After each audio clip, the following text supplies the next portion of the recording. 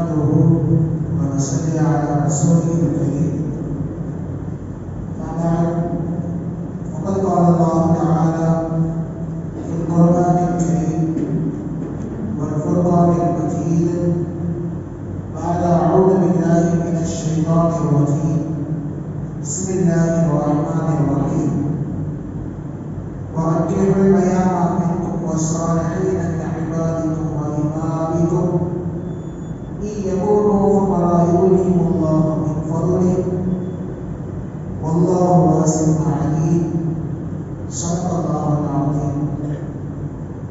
عن عائشة رضي الله عنها قالت: تزوجني النبي صلى الله عليه وسلم في شوال وبدا بي في شوال فأي نسائه كان أحظى عنده مني. صدق رسول الله صلى الله عليه وسلم. رب اشرح لي صدري ويسر لي أمري واحلل عقدة من لساني يفقهوا قولي. رب يسر ولا تعسر وتمم بالخير وبك نستعين. سبحانك لا علم لنا إلا ما علمتنا إنك أنت العليم الحكيم. எல்லா புகழும் புகழ்ச்சியும் ஏக ஒன்றாக அல்லாஹ் ஜல்லஷானஹு வ தஆலா ஒருவனுக்கே உண்டாகும். கண்ணன் நாயகம் முஹம்மது ரசூலுல்லாஹ் ஸல்லல்லாஹு அலைஹி வஸல்லம் அவர்கள் மீதும் அன்னாரது அடிச்சுவடுகளை அப்படியே பின்பற்றி நடந்த சத்திய சஹாபாக்கள், தாபிஈன்கள், தபஅத் தாபிஈன்கள், நுஃபால்கள், ஷஹதாக்கள், நல்லோர்கள், பெரியோர்கள், இந்த உம்மத்தினர்களாகிய நம் அனைவரின் மீதும் எல்லாம் வல்ல அல்லாஹ்வின் அருளும் என்றென்றும் நிறைவாக உண்டாவதாக. ஆமீன். சிறப்பிற்குரிய ஷஅபான் மாதத்தில் நாம் இருக்கிறோம். இந்த ஷஅபான் மாதம் இருக்கின்றதே, ஆரம்பமே ஒரு பெருநாளாக அல்லாஹ் தஆலா நமக்கு ஆக்கி வைத்திருந்தார்.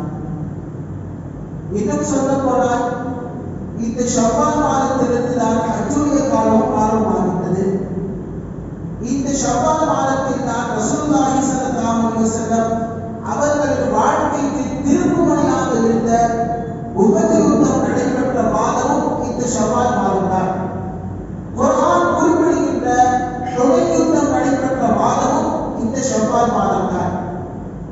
இந்த உலகிற்கு புகாரி ஷரீஃபை அளித்த ஹஸ்ரத் இமாம் புகாரி ரஹ்மத்துல்லாஹி அலைஹி அவர்கள் இந்த ஷஅபான் மாதத்தில் தான் மறைந்தார்கள். இன்னும் சொல்ல போனால் அன்னை கதீஜா ரலியல்லாஹு அன்ஹா அவர்கள் மரணமாகி சரியாக 3 வருடங்கள் கழித்து இந்த ஷஅபான் மாதத்தில் தான் ரசூலுல்லாஹி ஸல்லல்லாஹு அலைஹி வஸல்லம் அவர்கள் அன்னை ஆயிஷா ரலியல்லாஹு அன்ஹா அவர்களை திருமணம் செய்தார்கள். இதை பற்றி அன்னை ஆயிஷா ரலியல்லாஹு அன்ஹா அவர்களே சொல்கிறார்கள்: தஸவ்வஜனி ஃபீ ஷவ்வால், நபி அவர்கள் என்னை ஷவ்வால் மாதத்தில் நிக்காஹ் செய்து கொண்டார்கள்.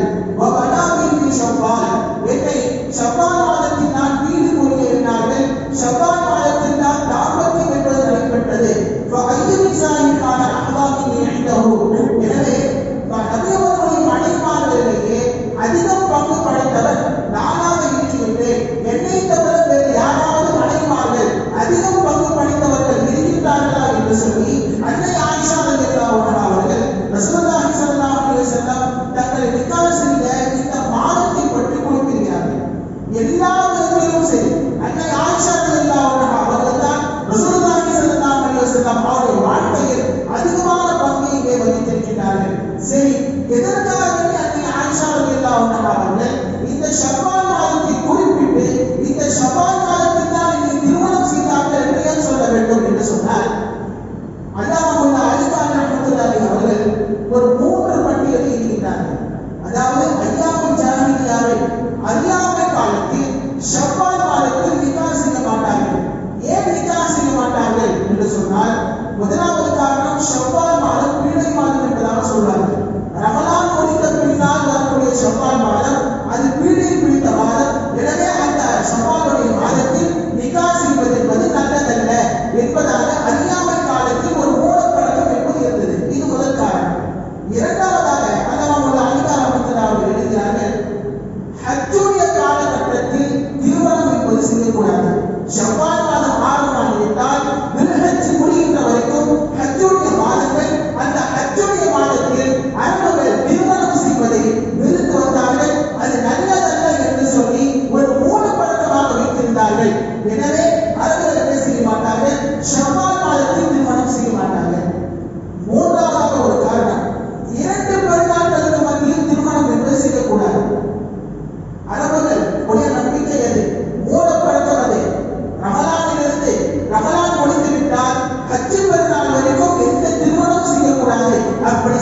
நிக்காஹ் நல்லதல்ல என்ற ஒரு மூட பழக்கத்தை தங்களுக்கு தாங்களே அந்த ஒரு நம்பிக்கை எழுதி கொண்டார்கள். அவர்கள் அதை உடைத்து காட்டினார்கள். ரசூலுல்லாஹி ஸல்லல்லாஹு அலைஹி வஸல்லம் அன்னை ஆயிஷா ரலியல்லாஹு அன்ஹா அவர்களை இந்த ஷவ்வால் மாதத்தில் திருமணம் செய்த பின்னால் ஒட்டுமொத்த அரபு உலகமும் திரும்பி பார்த்தது.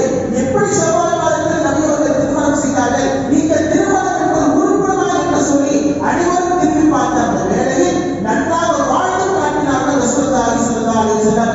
இப்படி ஒரு நிக்காஹின் மூலமாக, இந்த ஒரு திருமணத்தின் மூலமாக இந்த உலகிற்கு சொன்ன ஒரு செய்தி என்னவென்றால், ஷவ்வால் மாதம் என்பது பீடை மாதம் அல்ல, இந்த மாதத்தில் நிக்காஹ் செய்வது என்பது கூடும் என்று சொல்லி ரசூலுல்லாஹி ஸல்லல்லாஹு அலைஹி வஸல்லம் அவர்கள் இந்த உலகிற்கு சொன்னதின் காரணமாக முஸ்லிம்களாகிய நாம், இந்த முஸ்லிம் உம்மத்து அதிகமான நிக்காஹ்கள் இந்த ஷவ்வால் மாதத்தில் நாம் வைக்கிறோம். காரணம், இந்த ஷவ்வால் மாதத்தில் தான் அன்னை ஆயிஷா ரலியல்லாஹு அன்ஹா அவர்களை ரசூலுல்லாஹி ஸல்லல்லாஹு அலைஹி வஸல்லம் திருமணம் செய்தார்கள் என்ற ஒரே காரணத்தினால் நாம் என்ன செய்கிறோம், அதிகமான திருமணங்கள் இந்த ஷவ்வால் மாதத்தில் நடக்கிறது. ஹஸரத் இமாம் நவவி ரஹ்மத்துல்லாஹி அவர்கள் எழுதுகிறார்கள், ஷவ்வால் மாதத்தில் நிக்காஹ் செய்வது என்பது முஸ்தஹப், விரும்பத்தக்கது என்பதாக எழுதுகிறார்கள். ஆக இஸ்லாத்தை பொறுத்தவரைக்கும் நல்ல நாள் கெட்ட நாள் என்பது அல்ல. ஒருவேளை நிக்காஹிற்கு உகந்த மாதம் எதுவென்று சொன்னால் ஷவ்வால் மாதமாக இருக்கிறது என்று நாம் இங்கே பார்க்கிறோம். அதனால்தான் அன்னை ஆயிஷா ரலியல்லாஹு அன்ஹா அவர்கள் இப்படி சொன்னார்கள், நான் எனக்கு ஷவ்வாலில் தான் திருமணம் நடந்தது, ஷவ்வால் மாதத்தில் தான் நான் வீடு கொள்கிறேன், ஷவ்வால் மாதத்தில் தான் தாம்பத்தியம் என்பது எனக்கு நடந்தது.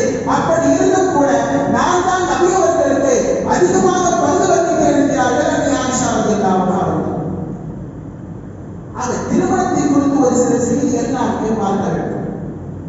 திருமணத்தை பற்றி அல்லாஹ் தஆலா குர்ஆனில் என்ன சொல்கிறார்? ஒரு சில விஷயங்களை அல்லாஹ் தஆலா அத்தாட்சி என்கிறார். ஒரு சில விஷயங்களை அல்லாஹ் தஆலா தனது வல்லமை என்று சொல்கிறார். வானத்தை படைத்தது வல்லமை என்கிறார், பூமியை படைத்தது வல்லமை என்கிறார், சூரியன் சந்திரன் படைத்தது வல்லமை என்கிறார், இரவு பகல் மாறி வருவது வல்லமை என்கிறார். அது மட்டுமல்ல, நாம் பேசக்கூடிய வித்தியாசமான மொழிகள், விதவிதமான மொழிகள் அல்லாஹ் தஆலா வல்லமை என்று சொல்கிறார். அது மட்டுமல்ல, நமது மொழியில் உள்ள நிறங்களும் வல்லமை என்று சொல்லக்கூடிய அல்லாஹ் தஆலா அந்த வரிசையில் அல்லாஹ் சொல்கிறார், வமின் ஆயாத்திஹி அன் கலகலக்கும் மின் அன்ஃபுசிக்கும் அஸ்வாஜன், உங்களை ஜோடிகளாக படைத்ததும் வல்லமை, உங்களை ஜோடிகளாக படைத்ததும் அத்தாட்சி என்று அல்லாஹ் தஆலா சொல்கிறார். கொஞ்சம் நீங்க சிந்திக்க வேண்டும். ஜோடிகளாக படைத்தது ஒரு அத்தாட்சியா, ஒரு வல்லமை என்று சொன்னால் ஆசிரியர் சொல்கிறார்கள். நேற்று வரைக்கும் வேறு யாரோ இருந்தார்கள். இந்த உலகத்தில் ஒரு ஆணும் இந்த உலகில் ஒரு பெண்ணும் இருந்தார்கள். பெண் சொந்தக்காரர்கள் அந்த பக்கமாக இருந்து ஆண் வீட்டு சொந்தக்காரர்கள் இந்த பக்கமாக இருந்தார்கள். ஒரே ஒரு வார்த்தையின் காரணமாக காசி அவர்கள் கேட்பார்கள், இமாம் அவர்கள் கேட்பார்கள், நீ ஏற்றுக்கொண்டாயா என்று கேட்கும் பொழுது மாப்பிள்ளையும் பொண்ணும் இப்படி சொல்ல வேண்டும், நான் ஏற்றுக்கொண்டேன், இந்த திருமணத்தை நான் பொருந்திக் கொண்டேன், நான் ஏற்றுக்கொண்டு விட்டேன் என்று சொல்லி ஒரே ஒரு வார்த்தையில் கபில்து என்ற ஒரு வார்த்தையில் அல்லாஹ் தஆலா இரு சொந்தங்களையும் சேர்த்து வைக்கின்றார், இரு மொழிக்காரர்களையும் சேர்த்து வைக்கின்றார், இரு பழக்கங்கள் உள்ளவரை அல்லாஹ் தஆலா சேர்த்து வைக்கின்றார், இரு சொந்த பந்தங்களை அல்லாஹ் தஆலா இணைக்கின்றார். இப்படி இணைப்பது என்பது சாதாரணமான இணைப்பு என்பது அல்ல. உடலாலும் உள்ளத்தாலும் பொருளாலும் அல்லாஹ் தஆலா இணைக்கிறார். ஆக இந்த ஒரே ஒரு வார்த்தை மூலமாக இணைப்பது என்பது இது அல்லாஹ்வினால் தான் சாத்தியமாக முடியும். அனைவரால் அல்லாஹ் தஆலா திருக்குர்ஆனில் சொல்கிறார், இந்த நிக்காஹ் இருக்கின்றதே, இந்த திருமணம் இருக்கின்றதே, ஒரு வல்லமை, ஒரு அத்தாட்சி என்பதாக அல்லாஹ் தஆலா சொல்கிறார். திருமணத்தை பற்றி நாம் ஒரு சில விஷயங்களை நாம் அறிந்து கொள்ள வேண்டும். முதலாவதாக இஸ்லாத்தில் பிரம்மச்சாரம் என்பது கிடையாது. அதாவது நான் சதூரத்தில் இஸ்லாம், இஸ்லாத்தில் துறவரம் என்பது கிடையாது என்கிறார்கள் ரசூலுல்லாஹி ஸல்லல்லாஹு அலைஹி வஸல்லம்.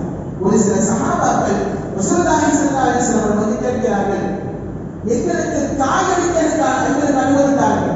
அதாவது ஆடுமாடுகளுக்கு காயடிப்பார்கள், நன்றாக சுறுசுறுப்பாக வேலை செய்ய வேண்டும், நன்றாக வயலில் ஏறுட வேண்டும் என்பதற்காக வேண்டி மாடுகளுக்கு காயடிப்பதன் மூலமாக சுறுசுறுப்பாக இருக்கும். எங்களுக்கு இச்சைகள் என்பது வருகின்றது, மதுரையை நாங்கள் தேர்ந்தெடுத்து மதுரைக்காக நாங்கள் அமல் செய்ய வேண்டும். எங்களுக்கு இச்சை ஏற்படுவதன் காரணமாக யார் ரசூலுல்லாஹி எங்களுக்கு காயடிக்க அனுமதித்தார்கள், அதாவது ஆண்மையின் போக்கிக் கொண்டு எங்களுக்கு அனுமதித்தார்கள் என்று சொல்லி ஒரு சில சஹாபாக்கள் ரசூலுல்லாஹி ஸல்லல்லாஹு அலைஹி வஸல்லம் கேட்கும் பொழுது நபி அவர்கள் அதற்கு அனுமதி தரவில்லை.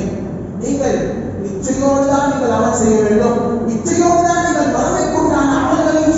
என்று சொல்லி நான் சரூரத்தின் இஸ்லாத்தில் பிரம்மச்சாரம் துறவரம் என்பது கிடையாது என்று சொல்லி நீங்க ரசூலுல்லாஹி ஸல்லல்லாஹு அலைஹி வஸல்லம் சொல்லக்கூடிய செய்தியை நாம் இங்கே பார்க்கிறோம்.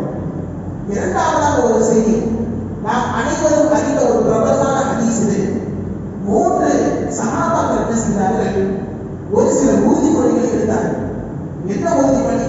ஒரு சஹாபி சொன்னார், நான் இரவு முழுவதும் தூங்க மாட்டேன், இரவு முழுவதும் நான் நின்றுதான் வணங்குவேன் என்று சொல்லி அல்லாஹ்வை சத்தியம் செய்து சொன்னார். இன்னொரு சஹாபி சொன்னார், நான் என் மனைவியை நெருங்கவே மாட்டேன் என்று சொல்லி சத்தியமிட்டு சொன்னார்.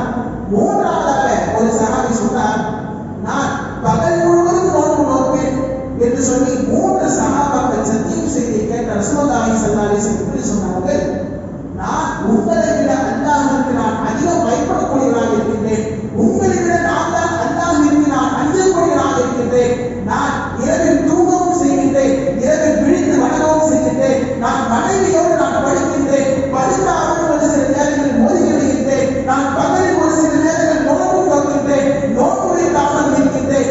எனவே ஓரடியாக எல்லாத்தையும் விட்டுவிட்டு இந்த இஸ்லாத்தின் துறவரம் என்பது கிடையாது என்கிறார்கள் ரசூலுல்லாஹி ஸல்லல்லாஹு அலைஹி வஸல்லம். ஆக நிக்காஹ் என்பது செய்ய வேண்டும். ஒருவேளை நிக்காஹ் செய்த பின்னாடி தன் பிள்ளைகள் தன் மனைவி குடும்பத்தெல்லாம் விட்டுவிட்டு தனியாக ஒரு மூலமாக சென்று கொள்வதற்கு இஸ்லாம் அனுமதிக்கவில்லை என்று சொல்லி நாம் இந்த ஹதீஸ்களின் மூலமாக நாம் பார்க்கிறோம். இது இரண்டாவது செய்தி. மூன்றாவதாக நமக்கு இந்த திருமணத்தின் மூலமாக ரசூலுல்லாஹி ஸல்லல்லாஹு அலைஹி வஸல்லம் ஒரு செய்தியை சொல்கிறார்கள். யாராவது வாலிபர்களை ரசூலுல்லாஹி ஸல்லல்லாஹு அலைஹி வஸல்லம் சந்தித்தால் நலம் விசாரித்து இப்படி கேட்பார்கள், உங்களுக்கு திருமணம் ஆகிவிட்டதா? சரி, திருமணம் ஆகவில்லை என்று சொன்னால் எப்பொழுது திருமணத்தை வைத்துக் கொள்கிறீர்கள் என்று சொல்லி அந்த வாலிபர்களிடத்தில் சந்திக்கக்கூடிய வாலிபரிடத்தில் கேட்பார்கள். ஹதீஸில் இப்படி வருகிறது, பொதுவாக அனைத்து வாலிபர்களை பார்த்து ரசூலுல்லாஹி ஸல்லல்லாஹு அலைஹி வஸல்லம் சொன்ன வார்த்தை இதுதான், யா மஅஷர ஷபாப், ஓ வாலிப கூட்டமே, மனிஸ்ததா மின்குமுல் பாஅத, உங்களில் யாருக்கான சக்தி இருந்தால், உடல் சக்தி இருந்தாலும் சரி அல்லது பொருளாதார ரீதியில் சக்தி இருந்தாலும் சரி, அவர்கள் திருமணம் செய்து கொள்ள வேண்டும் என்று ரசூலுல்லாஹி ஸல்லல்லாஹு அலைஹி வஸல்லம் சொல்கிறார்கள். ஏனென்றால் ஏனென்றால் திருமணம் செய்தால் அது நமது பார்வைகளை பாதுகாக்கக்கூடியதாக இருக்கிறது, நமது மர்மஸ்தானங்களை பாதுகாக்கக்கூடியதாக இருக்கின்றது. எனவே நீங்கள் திருமணத்தை செய்து கொள்ளுங்கள் என்று சொல்லி வாலிபர்களிடத்தில் திருமணத்தை ஆரம்பித்தார்கள் ரசூலுல்லாஹி ஸல்லல்லாஹு அலைஹி வஸல்லம். அதனால் தான் நாம் ஹதீஸ்களில் நிக்காஹுடைய குதுபாக்கள் இப்படி ஓடுவார்கள், அன்னிக்காஹின் சுன்னதி, இந்த நிக்காஹ் இருக்கின்றது, திருமணம் இருக்கின்றது, இது எனது வழிமுறைகளுக்கு கட்டுப்பட்டது. எனவே பவன் ரகிலான சுன்னதி ஃபலைஸ மின்னி, யார் எனது சுன்னத்தை புறக்கணிப்பார்களோ அவர் என்னை சார்ந்தவர் அல்ல என்பதாக ரசூலுல்லாஹி ஸல்லல்லாஹு அலைஹி வஸல்லம் சொல்லக்கூடிய ஹதீஸ்களை நாம் இங்கே பார்க்கிறோம். ஆக திருமணம் செய்வது என்பது நமது நபியோருடைய சுன்னத்தாகவும் இருக்கின்றது, ஏழு நபிமாருடைய சுன்னத்தாகவும் இருக்கின்றது. அதனால் தான் ஒரு சுன்னத்தாக இருப்பதன் காரணத்தினால் தான், ஒரு இபாதத்தாக இருப்பதன் காரணத்தினால் தான் பள்ளிவாசல்களை வைத்து திருமணம் நடத்துவது கூடும் என்று சொல்லி ரசூலுல்லாஹி ஸல்லல்லாஹு அலைஹி வஸல்லம் அவர்களே சொல்லியிருக்கிறார். கணிக்கக்கூடியவர்களே, ஒரு சில திருமணங்கள் இருக்கின்றன, ஐயாவுல் ஜாஹிலியாவில் ஒரு சில திருமணங்கள் அது சொல்வதற்கே அசிங்கமாக இருக்கும். அப்படிப்பட்ட திருமணங்களை ரசூலுல்லாஹி ஸல்லல்லாஹு அலைஹி வஸல்லம் தடை செய்தார்கள். அது என்னென்ன திருமணங்கள் என்று நாம் சற்று வரிசையாக பார்க்கலாம். முதலாவதாக ஷிஹார் என்ற ஒரு திருமணம் இருக்கிறது. ஷிஹார் என்ற ஒரு திருமணம் முறை எப்படி நிக்காஹ் செய்வாங்க சொன்னா, 2 பேரும் சேர்ந்து பேசிப்பாங்க. அதாவது நான் எனது மகனை உனக்கு தரேன், உன் மகன் எனக்கு தான் கட்டி வச்சு, நான் எனது மகனை உனக்கு தரேன், உன் மகன் எனக்கு கட்டி வச்சு. ஆனா இல்லை, மகன் கிடையாது, மகன் இல்லாமல் நடைபெற்ற நிக்காஹ். ஐயாமல் ஜாஹிலியாவில் அறியாமை காலத்தில் இப்படிப்பட்ட ஒரு அசிங்கமான நிக்காஹ் என்பது நடந்தது. முதல் வேலையாக ரசூலுல்லாஹி ஸல்லல்லாஹு அலைஹி வஸல்லம் அவர்கள் மகன் இல்லாத நிக்காஹை தடை செய்து ஒரு கட்டத்தில் கண்டனமாக ஒரு வார்த்தை இப்படி சொன்னார்கள், மகன் இல்லாமல் நடைபெறக்கூடிய நிக்காஹ் என்பது, திருமணம் என்பது விபச்சாரத்திற்கு சமம் என்பதாக ரசூலுல்லாஹி ஸல்லல்லாஹு அலைஹி வஸல்லம் சொல்லி காட்டினார்கள். நமது தமிழகத்தில் அந்த ஒரு வழக்கம் என்பதில்லை. அல்ஹம்துலில்லாஹ், எல்லா ஆண்களும் ஆண் தரப்பிலிருந்து மகள் என்று சொல்லப்படக்கூடிய அந்த தொகையை மனைவிக்கு கொடுத்து விடுகிறார்கள். இந்த விஷயத்தில் நாம் யாரையும் குறை சொல்ல முடியாது. அல்ஹம்துலில்லாஹ், எல்லோரும் சற்று தற்போது விழிப்புணர்வாக இருக்கிறார்கள். ஆக முதலாவதாக ஷிஹார் என்ற ஒரு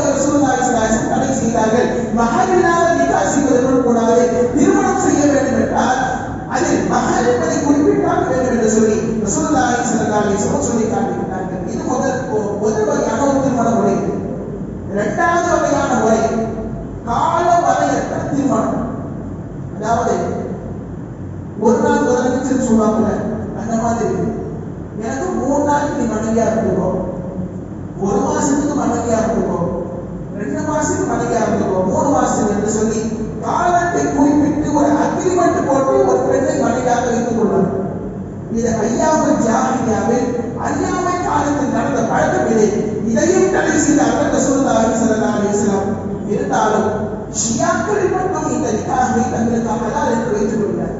ஷியாக்கள் இந்த பழக்கம் தற்போதைக்கு இருக்கத்தான் செய்கிறது.